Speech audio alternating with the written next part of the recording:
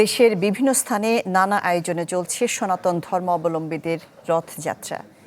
ধামরায়ে নানা আনুষ্ঠানিকতায় শুরু হয়েছে রথযাত্রা। নিরাপত্তায় মোতায়েন করা হয়েছে আইনশৃঙ্খলা বাহিনীর বিপুল সদস্য। খুলনা নগরীর আর্য ধর্মসভা মন্দির থেকে রথযাত্রা শুরু হয়। উদ্বোধন করেন সিটি কর্পোরেশনের প্রশাসক। এ সময় উপস্থিত ছিলেন খুলনায় নিযুক্ত ভারতের সহকারী হাইকমিশনার পবন কুমার সহ অনেকেই। সিলেটে রথযাত্রার আনুষ্ঠানিকতায় প্রধান অতিথি ছিলেন প্রবাসী কল্যাণমন্ত্রী আরিফুল হক চৌধুরী।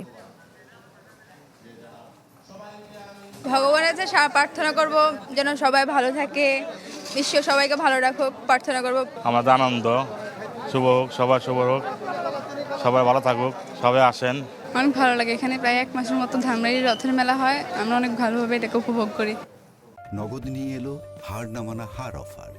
সর্বনিম্ন 10,000 টাকা রেমিটেন্স নগদে পাঠালে থাকছে স্বর্ণের হার জেতার সুযোগ। উপভোগ জানাবেন যে ধামরাতে রথযাত্রার আনুষ্ঠানিকতা কেমন চলছে। রথযাত্রার আনুষ্ঠানিকতা এরই মধ্যে শুরু হয়েছে।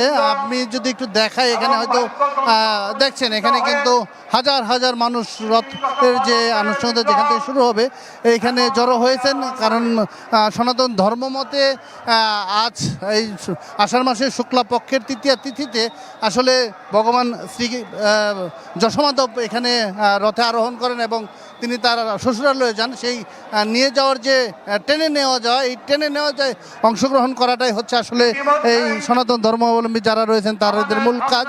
তারা মনে করেন যে এই টেনে নেওয়ার মাধ্যমে এই যে দেবতাকে খুশি করা, এই খুশি করার মাধ্যমে কিন্তু তার সন্তুষ্টি অর্জন করা, তার কাছে নানান প্রার্থনা করছেন, তাদের যে চাওয়া পাওয়া সেগুলো আসলে করছেন। শুধু এই সনাতন ধর্মাবলম্বী নয়, এখানে কিন্তু এই ধামরাইয়ের রথকে কেন্দ্র করে এই আসলে সার্বজনীন একটি উৎসবে পরিণত হয়েছে। এখানে সমস্ত ধর্মের মানুষ, সত্র এলাকার যে আশপাশের যে মানুষ রয়েছেন, আত্মীয় স্বজন সবাই আসলে এখানে জড়ো হন। এই রথকে কেন্দ্র করে এখানে জড়ো হন। তারা তাদের মতো করে আত্মীয় স্বজন আসেন। মাসব্যাপী এখানে কিন্তু মেলার আয়োজন করা হয়েছে। আগামী 24 তারিখ, আসলে 24 তারিখ হচ্ছে উল্টো রথযাত্রার মাধ্যমে আনুষ্ঠানিকতা শেষ হবে, কিন্তু মেলা কিন্তু রয়ে যাবে আরও 1 মাস ব্যাপী। এখানকার যে মেলা সেটি চলবে। এই ছিল ধামরাইয়ের রথযাত্রা সর্বশেষ। যে অপু ওহাব, আপনাকে ধন্যবাদ। ধামরাই থেকে রথযাত্রার খবর জানাচ্ছিলেন অপু ওহাব।